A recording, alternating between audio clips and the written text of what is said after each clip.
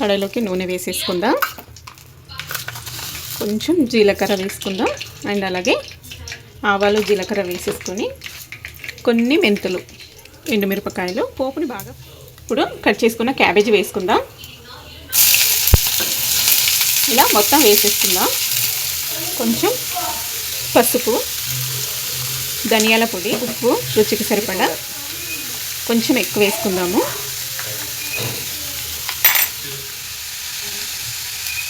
అల్లం వెల్లుల్లి పేస్ట్ అంతా మిక్స్ అయ్యేలాగా ఒకసారి బాగా మిక్స్ చేసేద్దాం. ఇలా అంతా బాగా పోపులో మిక్స్ అయ్యేలాగా మిక్స్ చేసేసుకొని దీన్ని ఇప్పుడు మనము క్లోజ్ చేసుకొని మధ్య మధ్యలో మిక్స్ చేసుకుంటూ బాగా దగ్గర పడేంత వరకు ఫ్రై చేసుకుందాం. అంటే ఇలా బాగా ఫ్రై చేసుకోవాలి. మనకి ఇదంతా మొత్తానికి ఫ్రై అయిపోవాలి. ఆల్మోస్ట్ కర్రీ అంతా మనకి ఫ్రై అయిపోయింది అన్నప్పుడైతే ఎగ్స్ యాడ్ చేసుకోవాల్సి ఉంటుంది. టమాటా అస్సలు వేయద్దు, ఓన్లీ క్యాబేజ్ అంతే.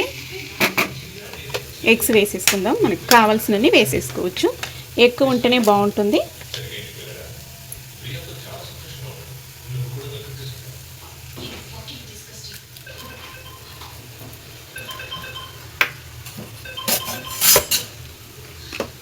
ఇప్పుడు మొత్తం ఫ్రై చేసుకుందాం, మిక్స్ చేసేసుకుందాం. బాగా మిక్స్ చేసేసాము. దీన్నైతే సిమ్లో పెట్టి ఫ్రై చేసుకోవాలి. ఫైనల్గా కొత్తిమీర తురుము అయితే వేసేసుకుందాం. బాగా ఫ్రై అయిపోయిందండి. మనకి కొద్దిగా బాగా ఫ్రై అయిపోయిందంటే ఎగ్ అనేది నీచు వాసన రాకుండా చక్కగా ఫ్రై చేసామంటే సరిపోతుంది. చూసారు కదా, పొడి పొడిగా మనకి ఇలా పొడి పొడిగా వచ్చేలాగా ఫ్రై చేసుకున్నామంటే కర్రీ అయితే రెడీ అయిపోతుంది. క్యాబేజు ఎగ్ ఫ్రై చపాతీలోకి, అన్నంలోకి, ఈవెన్ జొన్న రొట్టెలకు కూడా సూపర్ కాంబినేషన్గా ఉంటుంది. నచ్చితే తప్పకుండా ఒకసారి ఇలాంటి మరిన్ని హెల్తీ రెసిపీస్ కోసం మన ఛానల్ స్వీటీ కిచెన్ని సబ్స్క్రైబ్ చేసుకొని ఫాలో అవుతూ ఉండండి. Thank you for watching. Bye.